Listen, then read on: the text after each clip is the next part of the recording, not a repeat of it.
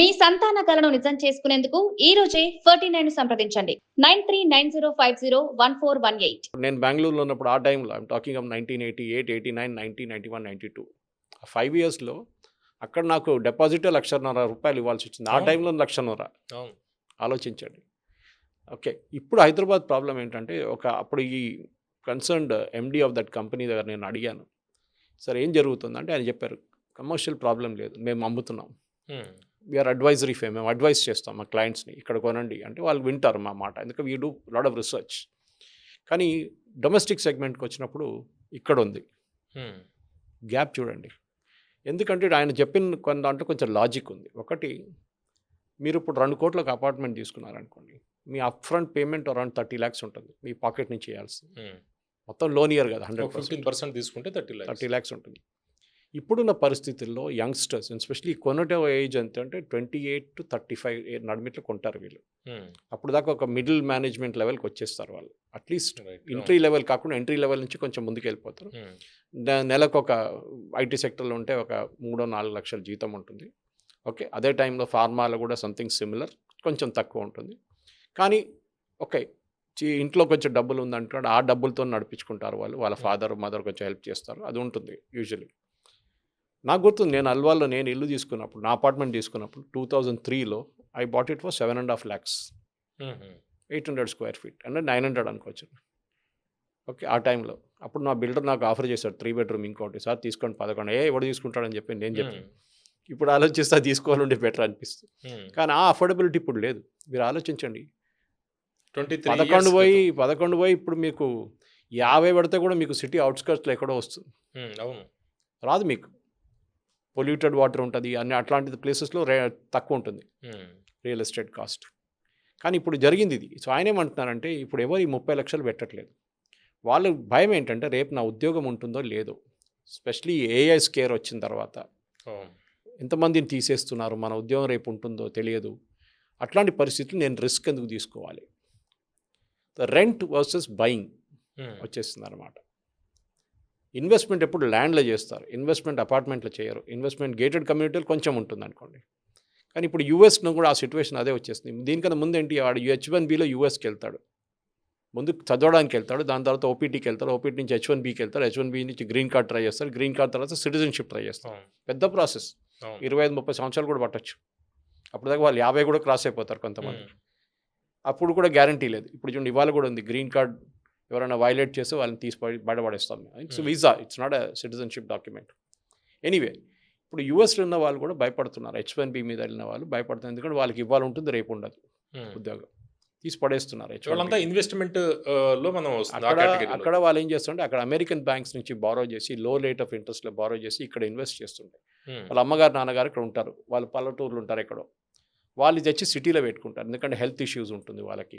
సిటీలో ఉంటే అంబులెన్సెస్ ఉంటాయి, అది ఉంటాయి రెగ్యులర్గా. పెద్ద పెద్ద గేటెడ్ కమ్యూనిటీస్లో లేకుంటే అపార్ట్మెంట్స్లో అంబులెన్స్ రెడీగా ఉంటుంది కిందనే, డాక్టర్ ఆన్ కాల్ ఉంటారు. సో ప్రాబ్లం లేదు. సో వాళ్ళకి టెన్షన్ ఫ్రీ ఉంటారు వాళ్ళు. అప్పుడప్పుడు వస్తారు, సంవత్సరంలో ఒకసారి వచ్చి అమ్మ నాన్న కలిసి వెళ్తారు వాళ్ళు మళ్ళీ.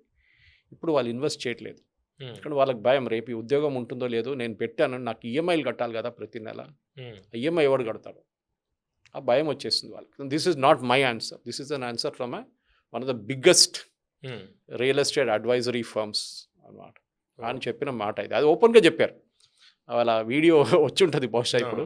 ఆయన ఓపెన్గా ఒక పబ్లిక్ ఫోరంలో మీటింగ్లో సెమినార్లో ఒక 400-500 మంది కూర్చున్నప్పుడు నేను క్వశ్చన్ చేసినప్పుడు లాస్ట్ వీక్ జరిగిన నాది ఒక పాడ్కాస్ట్ లాంటి దాంట్లో ఆయన క్లీన్గా చెప్పారు ఈ మాట. మనం కూడా ఇది మీరు చెప్పినట్లనే ఇప్పుడు మీరు కొంచెం ఇక్కడ ప్రాబ్లం ఎక్కడ వచ్చిందంటే పవన్ గారు 2 ఉన్నాయి, 2-3 ఉండొచ్చు. రన్నింగ్ జోక్ అంటే హైదరాబాద్లో get a apartment for 2 crores and get a tanker free. నీళ్ళు లేవు. మనం ఎప్పుడు చెప్తాం next world war will be fought over water అని, నీళ్ళ కోసం కొట్టుకుంటారు నెక్స్ట్ వరల్డ్ వార్, పానీపట్టు యుద్ధం. అంతే, పానీపట్టు యుద్ధం ఇదే జరుగుతుంది. మీరు 60 అంతస్తులు 70 అంతస్తులు బిల్డింగ్లు కట్టుకుంటున్నారు. Hyderabad is not Mumbai. ముంబైలో ప్రాబ్లం ఏంటంటే, ముంబై ఇస్ అన్ ఐలాండ్. ఒకవైపు కొండలు వెస్టర్న్ ఘాట్స్, ఇంకోవైపు సీ. సో మీరు ఎక్స్పాండ్ చేయలేరు, మీరు అటువైపు వెళ్ళాలి, పూణే వైపు థానే వైపు వెళ్ళాల్సి వస్తుంది, లేకుంటే ఇటువైపు నవీ ముంబై వైపు. Already Navi Mumbai fully developed అయిపోయింది. అది హైదరాబాద్కి ఆ ప్రాబ్లం లేదు. Hyderabad is a plateau. మీరు ఇక్కడి నుంచి మీరు ఒక 60 కిలోమీటర్ దూరం పోతే కూడా ల్యాండ్ ఈజ్ ఆల్మోస్ట్ ఫ్లాట్. ఇక్కడే మనకు కొంచెం కొండలు అక్కడ ఇక్కడ కనిపిస్తుంది బంజారాహిల్స్, జూబ్లీహిల్స్లో. కానీ కొంచెం దూరం వెళ్ళినప్పుడు it's almost a flat land. Deccan plateau మనకి డెక్కన్ ప్లాట్, మనకి సీ ప్రాబ్లం లేదు ఎక్కడ. మనకి ఇంకోవైపు వెస్టర్న్ ఘాట్స్ లేదు, ఈస్టర్న్ ఘాట్స్ కూడా లేదు. మనకి ఆ ఇష్యూ లేదు, మన నడిమిట్లో ఉన్నాం మనం. సో ఈ పరిస్థితుల్లో ఈ కాన్సన్ట్రేషన్, ఈ హైప్ క్రియేట్ చేశారు చూడండి. కోకాపేటలో 236 కోట్ల ఆక్షన్ అని చెప్పేసి. అవును. దీనికన్నా మీకు గుర్తుంటుంది, ఒక 3-4 సంవత్సరాల ముందు ఒక ఆక్షన్ జరిగింది. ఇట్లానే ఆక్షన్ చేసినట్టు డబ్బులు కట్టలేదు, ఈఎంఐ పోయింది. ఆడ 30 కోట్లు ఎంతో అడ్వాన్స్ పెట్టేశాడు, అది పోయింది. తర్వాత ఎంక్వైరీలో ఏం తెలిసిందంటే ఇదే మనుషులు ఒక 5-6 మంది కలిసి చుట్టుపక్కల ల్యాండ్ కొనుక్కున్నారు ముందే. ఇక్కడ ల్యాండ్ వాల్యూ అప్పుడు ఆ టైంలో నేను అనుకున్న బహుశా 150 కోట్ల ఎంతో పోయింది అది ఏకర్కి. వీళ్ళు కొనుక్కున్నప్పుడు అంతా 50 కోట్లు కొనుక్కున్నారు ఏకర్ పక్కన ఉన్న పొలాలన్నీ. ఇది 180-160 నెలం కానీ ఇదంతా పెరిగింది పక్కన కూడా. And they were the owners of that land. Okay okay. ఇది పేపర్లో వచ్చింది. ఇది నాది, ఇది సర్క్యులర్ ట్రేడింగ్ అంటారు దీన్ని. Circular trading. ఓకే, ఇది నాది కాదు, పేపర్లో వచ్చింది. I think I still have that cutting somewhere. ఏదో 3-4 సంవత్సరాల ముందు జరిగింది ఇది. And this side only towards Kokapet. ఈ హైప్ మనం క్రియేట్ చేస్తున్నాం. This is not required. ఇదే ల్యాండ్ మీరు 230 కోట్లకు కొన్నప్పుడు మీరు ఎంతకు అమ్ముతారు? You have to sell it at a price which is higher than London and Paris and New York. కొన్ని కంపెనీలు వాళ్ళ బ్రాండ్ ప్రమోషన్ చేసుకోవడానికి కూడా పెద్ద ఎత్తున ఎక్కువ అమౌంట్ పెట్టి కొంటూ ఉంటారు. వాస్తవ పరిస్థితి అక్కడ సరిగ్గా లేకపోయినా అంటారు, నిజమేనా అది? ద ప్రాబ్లమ్ ఇస్ కట్ చేయాలి. ప్రాబ్లం ఏంటంటే పవన్ గారు, ఇది జరుగుతున్నప్పుడు మీరు అడిగిన ప్రశ్నకే కరెక్ట్. ఒక బ్రాండ్ వాల్యూ బిల్డప్ చేయడానికో లేకుంటే హైప్ క్రియేట్ చేయడానికి చేస్తారు వీళ్ళు. కానీ దాని తర్వాత ఏంటి? ఆ ల్యాండ్ ఏం చేశారు? ఇదే కదా, మీరు 230 కోట్లు కొన్నప్పుడు మీ కన్స్ట్రక్షన్ కాస్ట్ తౌడు పెట్టే మీరు ఎంతకు అమ్ముతారు పర్ స్క్వేర్ ఫీట్? వాళ్ళు ఇక్కడ ఎందుకు పెట్టుకోవాలి? వాళ్ళు లండన్లో పెట్టుకుంటాడు, ప్యారిస్లో పెట్టుకుంటాడు, న్యూయార్క్లో పెట్టుకుంటాడు. అక్కడ దీనికన్నా cheaper. So you are making it unaffordable అనమాట. ముంబై నుంచి, ఢిల్లీ నుంచి, ఈవెన్ చెన్నై నుంచి హైదరాబాద్కి వచ్చి సెటిల్ అయిన వాళ్ళు చాలామంది ఉన్నారు. ఇప్పుడు మన ఉర్దూలు అంటాం ఇక్కడ, గండిపేటక పానీ పియతో కోయినే జాయిగా వాపస్. నీళ్ళు తాగినోడు ఇక్కడ ఉంటాడు. కానీ ఇప్పుడు మీరు ఇక్కడ కూడా అన్అఫోర్డబుల్ చేసేసారు. దిల్సుఖ్ నగర్ అటువైపు విజయవాడ హైవే వెళ్తే కూడా మీకు ₹1 కన్నా తక్కువ దొరకదు అక్కడ కూడా. ఒక టైంలో మా దగ్గర ఆర్మీ ఏరియాలో యాప్రాల్ కానీ, అల్వాల్ కానీ, బొలారం కానీ very laid back place, greenery, మస్తు గ్రీనరీ ఉంటుంది, నీళ్ళ ప్రాబ్లం లేదు. అక్కడ కూడా 50-60 లక్షలు ఉన్న ఇప్పుడు 2 కోట్లు మాట్లాడుతున్నారు. One can still understand that. అంటే సురేష్ అక్కడ గారు అపార్ట్మెంట్స్ తక్కువ ఉంది, అక్కడ ల్యాండ్ తక్కువ, అంటే కన్స్ట్రక్షన్ తక్కువ ఉంది. మొత్తం ఆర్మీ దగ్గర ఉంది కదా మోస్ట్ ఆఫ్ ద ఏరియా, లేకుంటే ఎయిర్ ఫోర్స్ దగ్గర ఉంది హకీంపేట్. అవును. సో అది ప్రాబ్లమ్స్. ఇక్కడ నాకు ఆ ప్రాబ్లం అర్థం కావట్లేదు. Why is this hype being created అనేది. సురేష్ గారు, ఇప్పుడు కొన్ని రిపోర్ట్స్ చూస్తుంటే రిజిస్ట్రేషన్ ఛార్జెస్ మనం చూస్తుంటే ఎవ్రీ ఇయర్ గవర్నమెంట్కి రిజిస్ట్రేషన్ల మీద వస్తున్న ఆదాయం పెరుగుతుంది. అయితే వాల్యూమ్ ఏదైతే ఉందో, నెంబర్ ఆఫ్ కస్టమర్స్, కొనుగోలుదారుల సంఖ్య తక్కువగా కనిపిస్తుంది. ట్రాన్సాక్షన్స్ అంటే మీరు చెప్పేది ఇందాక కమర్షియల్ మీద ఎక్కువగా వస్తూ ఉంటుంది, అదే దీనికి రీజన్ అంటారు. కరెక్ట్. ఎందుకంటే డొమెస్టిక్లో మీకు ఎక్కువ రాదు రిజిస్ట్రేషన్ అమౌంట్. మీరు ఎంత పెంచినా కానీ రెసిస్టెన్స్ అనే ఒక పాయింట్ వస్తుంది. ఒక పాయింట్లో వాళ్ళు కంపేర్ చేయడం స్టార్ట్ చేస్తారు. నేను రేపు కోయంబత్తూరులో ఇన్వెస్ట్ చేయాలన్నా, కొచ్చిన్లో ఇన్వెస్ట్ చేయాలన్నా, నేను ఇక్కడ ఎందుకు ఇన్వెస్ట్ చేయాలి? నేను ఉండడానికి ఇన్వెస్ట్ చేస్తున్నానా లేకుంటే ఇన్వెస్ట్మెంట్కి చేస్తున్నానా? అదొక క్వశ్చన్ వస్తుంది. ఇప్పుడున్న యంగ్స్టర్స్ ఏమైనా ఆలోచిస్తున్నారంటే 28 to 35. రాహుల్ గాంధీ యంగ్స్టర్ అంటే వీళ్ళు కూడా యంగ్స్టర్సే. సో దాన్ని బట్టి నేను యంగ్స్టర్స్ అంటున్నాను వీళ్ళని. వాళ్ళు అంటున్నారు ఈఎంఐ ప్రాబ్లం వాళ్ళకి. మా తల మీద టెన్షన్ లేదు మాకు. రెంట్ కట్టుకుంటాం, 35,000 కట్టుకుంటాం మేము rent, no problem. But we cannot pay that EMI. నెలకు 50,000, నెలకు 60,000 ఈఎంఐ కట్టడానికి మా దగ్గర టెన్షన్ మాకు. రేపు ఉద్యోగం పోయిందనుకోండి ఏం చేస్తాం? This is the panic situation అన్నమాట. ఇది ఒకటి ఓవర్ సప్లై. కరెక్ట్ మీరు చెప్పింది, అందరు దిగేశారు. ఇది మన దగ్గర ఒక కల్చర్ ఉంది ఆంధ్ర తెలంగాణలో, ఎస్పెషలీ తెలంగాణలో. ముందు మీకు గుర్తుంటుంది ఫ్లారికల్చర్ ఒక బిజినెస్ ఉండే. నేను అప్పుడు ఎకనామిక్ టైమ్స్లో ఉన్నాను, టైమ్స్ ఆఫ్ ఇండియాలో. ఒక 23-24 ఫ్లారికల్చర్ కంపెనీలు వచ్చినాయి మన దగ్గర. అందరు పబ్లిక్ ఇష్యూకి వెళ్ళారు. చిన్న చిన్న సైజ్ 4 కోట్లు 5 కోట్లు పబ్లిక్ ఇష్యూ. ఇప్పుడు ఒక్క కంపెనీ కూడా లేదు. గ్రానైట్ అనగానే అందరు గ్రానైట్ బిజినెస్ అందరు వచ్చి పడ్డారు. గ్రానైట్కి అసలు ఏబిసిడి తెలియని వాళ్ళు కూడా వచ్చి గ్రానైట్ మీద పడ్డారు. యాక్వా అట్లా జరిగింది. ఇప్పుడు గ్రానైట్ అన్ని కంపెనీలు ఉన్నాయి. ఒక పోకర్న పక్కన పెడితే లేకుండా ఇంకేదైనా 2-3 ఉన్నాయి అంతే. మిగతా లేవు కదా ఎవరు, అందరు మాయమైపోయారు.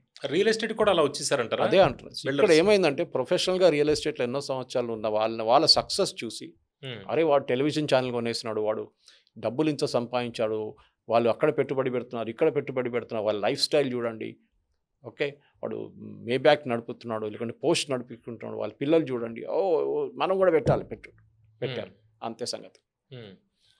ఇది జరిగిందనమాట. అంటే రియల్ ఎస్టేట్ ఎటువంటి అనుభవం లేకుండా కోట్లాది రూపాయలు సంపాదిస్తామని బిల్డర్లు కొత్త వాళ్ళందరూ ఇందులోకి వచ్చారు చాలా మటుకు. ఎందుకంటే ఇది హర్డ్ మెంటాలిటీ అంటారు ఇంగ్లీష్లో. ఒకడు సక్సెస్ చూసి ఇంకోటి దిగుతాడు. ఓకే, మీకు గుర్తుంటుంది హైదరాబాద్లో ఇనిషియల్లీ 2-3 పెద్ద ఇన్ఫ్రాస్ట్రక్చర్ కంపెనీలు ఉండే, ఇప్పుడు వాళ్ళు లేరు. ఎందుకు? ఇదే జరిగింది అక్కడ కూడా. ఎవరో ఇంకోని చూసి వీళ్ళు కూడా దిగారు, సక్సెస్ఫుల్ అయ్యారు. తర్వాత వీళ్ళ వాల్యూ వాల్యూమ్ గేమ్ తట్టుకోలేకపోయారు. పులిని చూసి నక్క వాత పెట్టుకుందంటారు కదా, అట్లా. This is a problem. మన ఈ హర్డ్ మెంటాలిటీ ఎప్పుడు దాకా మనం కంట్రోల్ చేయమో ఇదే జరుగుతుంది. అంటే సురేష్ గారు మీరు చెప్తుందేమో జియో పొలిటికల్, అంటే యూఎస్లో ఉన్న వాళ్ళు కావచ్చు, విదేశాల్లో ఉన్న వాళ్ళు పెట్టుబడులు అనేది కొంత తగ్గింది. దీంతోపాటు రీజన్ RRR ఏదైతే ఉందో అది ముందరికి వెళ్ళకపోవడం వల్ల చుట్టుపక్కల ఏరియాల్లో కూడా కొంత గ్రోత్ తక్కువ ఉంది అనేది ఒకటి వినిపిస్తుంది. రెండోది మెట్రో 2 కూడా ముందరికి వెళ్ళకపోవడం వల్ల, ఇవి కూడా దీనికి ఏదైనా కారణాలు అంటారా? హైడ్రా గురించి కూడా చెబుతున్నారు. హైడ్రా వచ్చాక ఒక్కసారి ఈ 2 years క్రితం నుంచి కొద్దిగా డౌన్ ఫాల్ అయింది మార్కెట్ అనేది. దాన్ని మీరు సపరేట్గా తీసుకుందాం సార్ దీన్ని. ఫస్ట్ మీరు అవుటర్ రింగ్ రోడ్ తీసుకోండి, రీజనల్ రింగ్ రోడ్ మర్చిపోండి. అవుటర్ రింగ్ రోడ్ వచ్చినప్పుడు ఎంత హైప్ క్రియేట్ చేశారు సార్. అవుటర్ రింగ్ రోడ్ చుట్టుపక్కల మొత్తం డెవలప్మెంట్ జరుగుతుంది, 1 kilometer దాకా కన్స్ట్రక్షన్ ఉండకూడదు. దాని తర్వాత అక్కడ పెద్ద పెద్ద బిల్డింగ్ కాంప్లెక్స్, గేటెడ్ కమ్యూనిటీస్ అన్నీ వస్తుంది చెప్పారు. ఏం జరిగింది సార్? అవుటర్ రింగ్ రోడ్ తర్వాత పెరిగింది కదా, రియల్ ఎస్టేట్ పెరిగింది. రియల్ ఎస్టేట్ పెరిగింది కదా, ఎంతమంది అవుటర్ రింగ్ రోడ్ ఉంటారు చెప్పండి? కొల్లూరు దగ్గర ఎంతమంది ఉంటారు? కనెక్టివిటీ పెరగలేదా? See the problem is simple.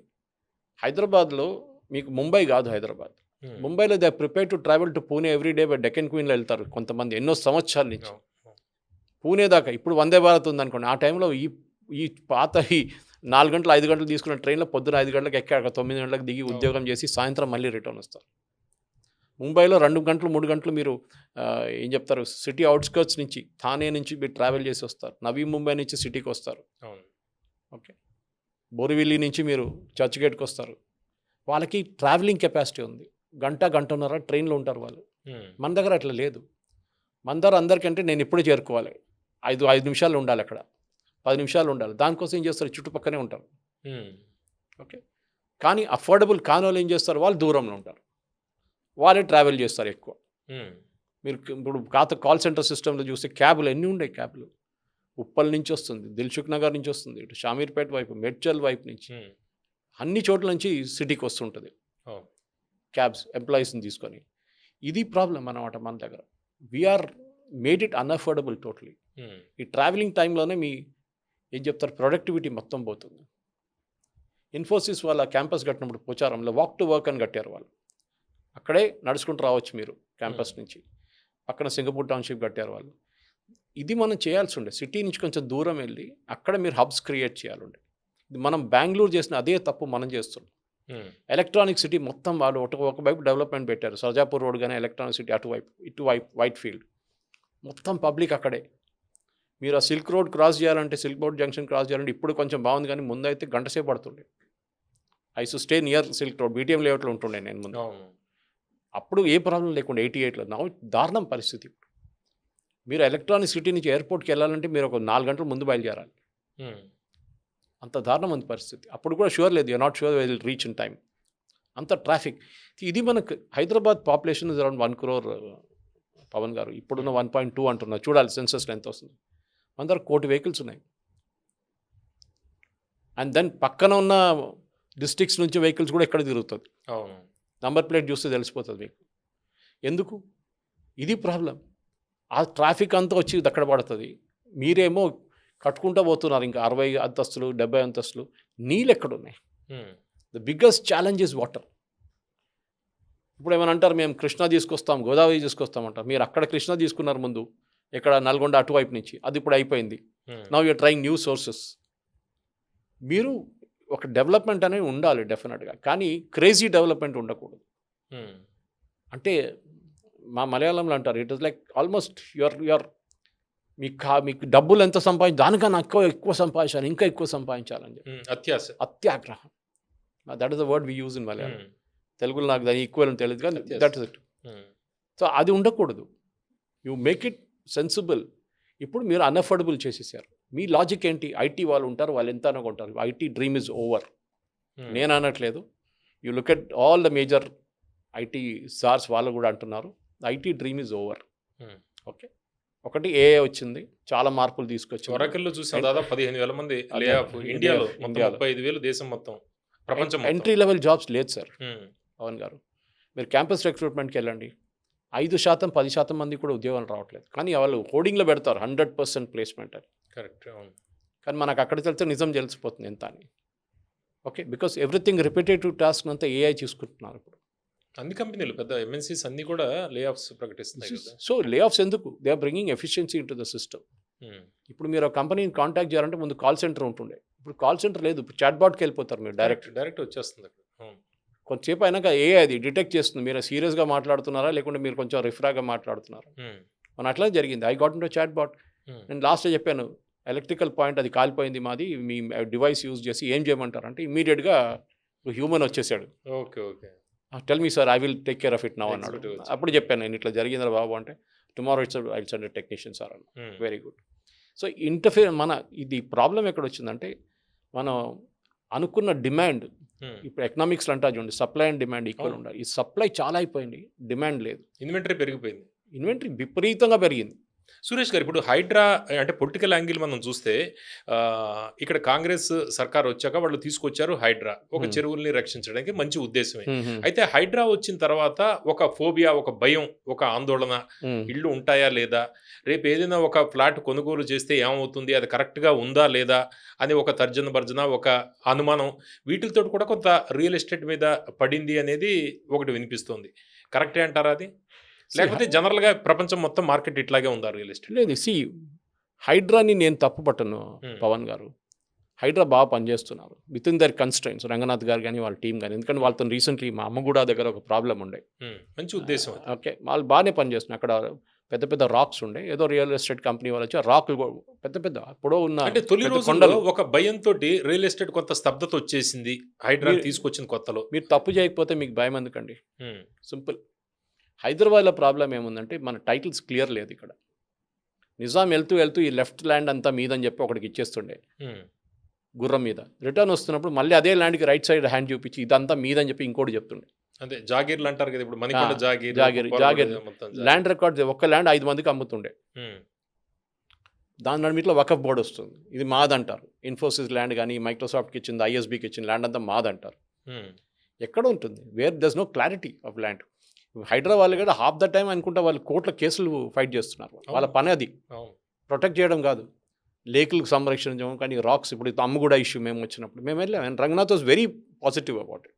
Save the rock society వాళ్ళతో మాట్లాడి, ఈ వెరీ పాజిటివ్. వాళ్ళ టీం కూడా అంతే, పిలిస్తే ఎప్పుడో వచ్చేస్తారు వాళ్ళు, డిఆర్ఎఫ్ అంతా వచ్చేస్తారు అప్పుడు. ఈ ప్రాబ్లం ఏంటంటే, మనం లేక్స్ని కాపాడుకో. ఒక టైంలో మన 4,000 లేక్స్ ఉండే హైదరాబాద్లో. మోక్షగుండం విశ్వేశ్వరయ్య గారిని తీసుకొచ్చి నిజాం ఈ 2 చెరువులు కట్టించారు, పెద్దది హిమాయత్ సాగర్ అండ్ ఉస్మాన్ సాగర్. ఎందుకంటే మూసీ ఫ్లడ్డింగ్ 1908లో జరిగిన తర్వాత జరగకూడదు ఇంకోసారి అని చెప్పి అప్పుడే ప్రొఫెషనల్గా ఆలోచించారు, ఈవెన్ నిజాం కూడా. కానీ విశ్వేశ్వరయ్య గారు ఒకటే కండిషన్ పెట్టారు, నేను చెప్పింది నేను చేస్తాను, మీరు ఎవరిని ఇంటర్ఫియర్ చేయకూడదని. ఆయన చేశారు కూడా, చేసి చూపించారు.